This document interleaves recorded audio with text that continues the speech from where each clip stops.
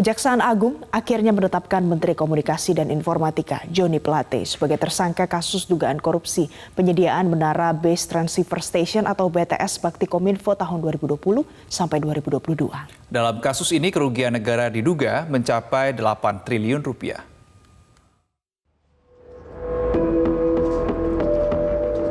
Kasus dugaan korupsi di tubuh Baktikominfo akhirnya digelar Kejaksaan Agung. Hari Rabu melalui Direktur Penyidikan Jampitsus, Kejagung akhirnya menetapkan Menkominfo Johnny G. Plate sebagai tersangka dalam kasus dugaan korupsi pengadaan BTS Tower.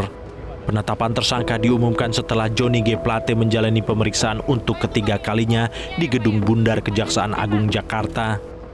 Direktur Penyidikan Jampitsus Kejagung Kuntadi mengatakan Plate diduga terlibat tindak pidana korupsi pembangunan BTS 4G di daerah 3T yang termasuk dalam program Baktikominfo tahun 2020 hingga 2022. Berdasarkan hasil pemeriksaan pada hari ini, setelah kami evaluasi, kami simpulkan telah terdapat cukup bukti bahwa yang bersangkutan diduga terlibat dalam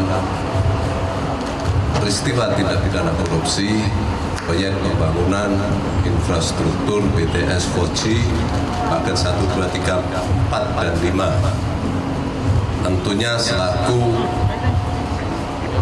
pengguna anggaran dan selaku menteri. Atas hasil pemeriksaan tersebut, sehingga tim penyidik pada hari ini telah meningkatkan status yang bersangkutan setelah dari saksi menjadi tersangka.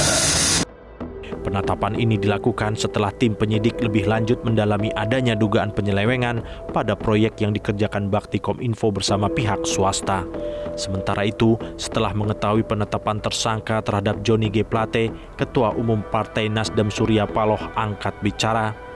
Seakan menepis tanggapan negatif, Surya Paloh justru tidak yakin kasus yang menjerat Menkominfo sekaligus Sekjen Partai Nasdem Johnny G. Plate adalah skenario politik. Surya Paloh mengaku di pikirannya banyak bermacam-macam opini tentang kasus ini, namun dia menepis pikiran negatif yang berkaitan dengan kasus tersebut. Surya Paloh bahkan mendukung langkah Kejagung untuk membuka kasus dugaan korupsi pengadaan BTS 4G ini secara transparan. Partai ini menginginkan transparansi yang seutuhnya. Sekali lagi saya katakan, transparansi yang seutuhnya. Periksa seluruh yang kemungkinan. Dari ujung kiri ke ujung kanan, dari barat timur, atas bawah, siapa saja yang terlibat.